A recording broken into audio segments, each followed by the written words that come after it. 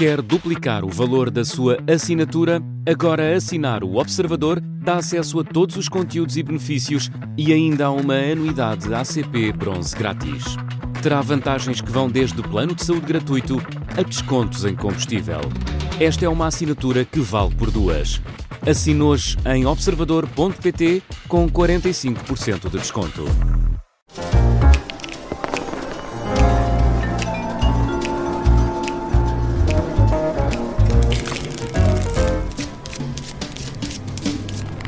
Fora do Baralho, edição extra dos ouvintes, hoje com a nossa economista Susana Peralta. Temos aqui, Susana, críticas e perguntas sobre o Médio Oriente e também sobre a segurança social. Vamos começar aqui por esta área.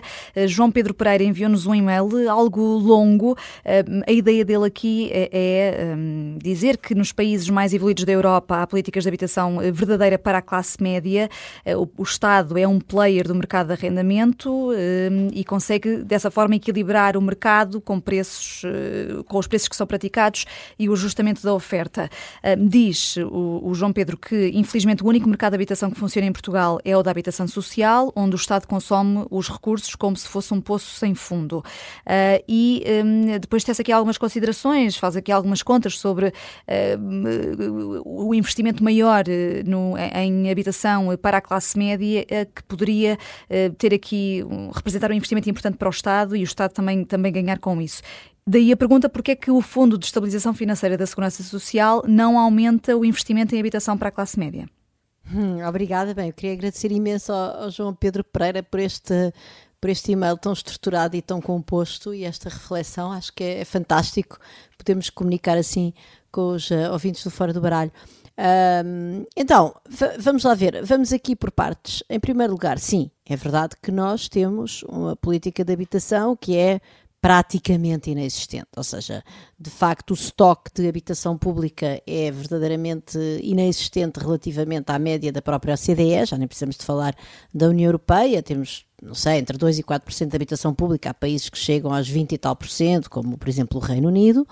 Depois temos um problema de uma regulamentação do mercado de arrendamento, que ela própria inexistente, quer dizer, não vale a pena termos grandes ilusões, mesmo quando o Governo define, por exemplo, regras relativamente à atualização das rendas de um ano para o outro em função da inflação, com esta ou aquela exceção. Quer dizer, não havendo uma regulação séria e um efetivo cumprimento de regras de como é que as pessoas podem terminar contratos, começar novos contratos e, no fundo, uma grande uma maior estabilidade, por assim dizer, contratual, estarmos a pôr regras como sobre a atualização dos preços não serve para nada, porque o senhorio ou a senhoria pode rapidamente terminar um contrato e começar um novo, enfim.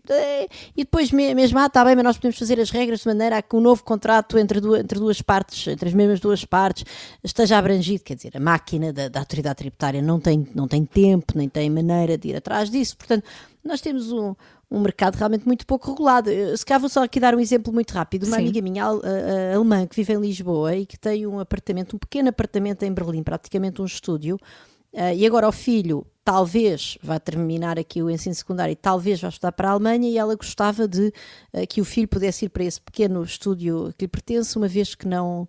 mas sai-lhe mais caro alugar um quarto para o filho, arrendar um quarto para o filho, peço desculpa pela imprecisão, objetivamente. E como tem um inquilino há mais de 20 anos, tem que dar um pré-aviso de 7 meses. Ora, isso é completamente incompatível com os prazos de conhecimento da admissão às faculdades, por assim dizer, e as indenizações que ela teria de pagar caso desse um pré-aviso por razão de querer lá pôr o filho e depois o filho não ir para lá são tais que ela está a pensar que o filho vai inicialmente arrendar um quarto, enfim, se por acaso conseguir ter acesso à tal universidade em Berlim onde quer entrar, e depois, mais tarde, então daria o tal pré-aviso. Mas estamos a falar deste tipo de proteção do mercado de trabalho em sociedades, enfim, então, quando aqui se fala de mercado, peço desculpa, de arrendamento, quando aqui se fala desse tipo de políticas, parece que vem aí o PREC, mas quer dizer, estamos a falar de Berlim, de governos de centro-direita, pronto. Portanto, estamos a falar desse tipo de coisas. Realmente em Portugal não há nada que é para as pessoas terem ideia, até às vezes de um certo exagero, não é? Pronto. Pronto, ok. Então, isso tudo é verdade. Nós não temos política de habitação, eu queria apenas concordar com o João Pedro nisso. Depois, vamos ao Fundo de Estabilização Financeira da Segurança Social, que efetivamente tem tido um bom desempenho nos últimos anos, o que é bom, portanto, o dinamismo do mercado de trabalho, os próprios contributos da mão de obra imigrante têm permitido, de facto, enfim, a Segurança Social está a ter um bom desempenho, o que nos dá aqui alguma... Enfim, alarga-nos um pouco o horizonte até termos que estar preparados, preocupados com a Segurança Social. O que não quer dizer que não devamos pensar nos problemas com antecedência. Eu devo dizer até que o próprio excedente orçamental previsto para 2026 está apoiado no excedente da Segurança Social. Se nós fôssemos ver apenas as receitas e as despesas do Estado, excluindo a Segurança Social, iríamos ter um déficit. Portanto, agora, o que é que nós queremos fazer com o Fundo de Estabilização Financeira da Segurança Social? E de facto, o que acontece com o Fundo de Estabilização Financeira é que o grande objetivo, quer dizer, as regras de onde é que nós pomos o dinheiro deste fundo tem que sobretudo proteger a confiança no fundo e, digamos, a minimização do risco relativamente àquele investimento, porque aquilo é uma almofada importantíssima do nosso sistema de previdência social que permite garantir o pagamento de pensões em anos em que o mercado de trabalho tenha um desempenho menos bom e, no fundo, é algo que nos está... É uma almofada. Por isso a Segurança Social não pode pôr os ovos todos no mesmo cesto. Não, certamente não pode pô-los todos no mesmo cesto. Agora, se pode ou não pode investir pôr a Segurança Social a construir habitação e a gerir habitação, a minha resposta é desde já não. Não, porque isso é desviar recursos da Segurança Social para um objetivo que não é o dela. Agora, se este Fundo de Estabilização Financeira pode ou não pode investir, por exemplo, em títulos de fundos de investimento imobiliário que estão precisamente dedicados a providenciar este tipo de mercado de habitação para pessoas que não podem pagar os preços de mercado, sejam elas mais ou menos pobres, e eu estou de acordo que nós não podemos ter uma política de habitação apenas para os super pobres, isso não faz sentido nenhum, até porque a própria mistura social no tecido urbano é um objetivo de política pública que eu considero importante, mas dizia eu, quer dizer, o Fundo de Estabilização Financeira da Segurança Social tem de facto regras bastante claras relativamente a onde é que pode investir e onde é que não pode investir, e uma das razões, e a razão principal é esta de minimizar o tal risco. Sim. Pronto, e para isso era preciso que nós tivéssemos fundos de investimento imobiliário também com esta finalidade, tivéssemos um enquadramento legislativo e depois podíamos dizer, olha, o fundo realmente pode investir uma parte aqui. Deixa-me só dizer-te muito rapidamente que no ano passado apareceu um relatório importante do Conselho das Finanças Públicas, que secunda, aliás, algumas conclusões do Tribunal de Contas e que tem precisamente a ver com o Fundo de Estabilização Financeira da Segurança Social não poder servir para ir a todas em termos de políticas públicas. E eu vou ler apenas aqui uma citação, porque eu sei que a minha resposta já é tão longa como o e-mail do José Pedro. Mas o que eu digo é: verifica-se que o Fundo de Estabilização Financeira da Segurança Social se encontra fracamente blindado do ponto de vista jurídico-financeiro, o que abre a porta a utilizações espúrias para fins outros que não os de salvaguarda de pagamento de pensões em caso de necessidade financeira futura. É uma citação que vem aqui no fundo secundar aquilo que tu vinhas dizendo há pouco, não é? Ou seja, é um alerta a dizer, nós não é porque temos um problema na habitação e que temos dinheiro no Fundo de Estabilização Financeira da Segurança Social que vamos agora usá-lo para resolver o problema da habitação. Portugal tem de resolver o problema da habitação, tem essa obrigação, se eu tenho esperança que este governo vai fazer é outra coisa. Agora, enfim, resolver. Tem que ter políticas que procurem mitigar os problemas da habitação, não consegue resolvê-lo cabalmente. Agora, se nós devemos ou não devemos usar o Fundo de Estabilização Financeira para isso, acho que não. Não de todo o modo desta maneira, lá está um bocadinho casuística, e até porque eu sou muito sensível a este alerta do Conselho das Finanças Públicas. Esperamos que este teu contributo e do Conselho de Finanças Públicas tenha ajudado aqui à reflexão deste ouvinte e dos outros ouvintes também. Vamos então agora aqui à parte do Médio Oriente. Não é uma pergunta, é uma crítica, duas críticas, aliás, até a Susana, e também estamos aqui para isso, para responder às críticas do ouvinte Berto Lima, que que no Spotify diz que devias fazer um esforço para tentar ser imparcial, pelo menos no que ao conflito entre Israel e o Hamas diz respeito. Isto a propósito do último programa, o Jorge é que teve essa carta sobre os ajustes de contas do Hamas e de Israel, mas este ouvinte fala aqui, porque depois também interpelaste o Jorge, diz que refere dados e fontes que não são de um órgão totalmente controlado, que são de um órgão totalmente controlado pelo Hamas, e que ignoras ou fazes por não dar relevância às atrocidades que o Hamas comete. Grosso modo é isto, sim. Queria agradecer também ao Alberto Lima esta possibilidade de diálogo e a crítica que me faz. Eu não critiquei, não trunfei o Jorge quando ele criticou o Hamas, longe de mim. Eu sei perfeitamente que o Hamas é um grupo terrorista, é um grupo que não representa o povo palestiniano e é um grupo que comete atrocidades contra o próprio povo palestiniano e, enfim, não tenho qualquer espécie de complacência pelo Hamas, não tenho mesmo complacência nenhuma. E eu, se bem me recordo, eu fui várias vezes, interpelei o Jorge, é verdade, nestas nossas discussões vivas acerca do conflito israelo-palestiniano, não interpelei quando ele criticou o Hamas por causa das execuções públicas que o Hamas estava a fazer, como ajuste de contas, no momento de cessar-fogo.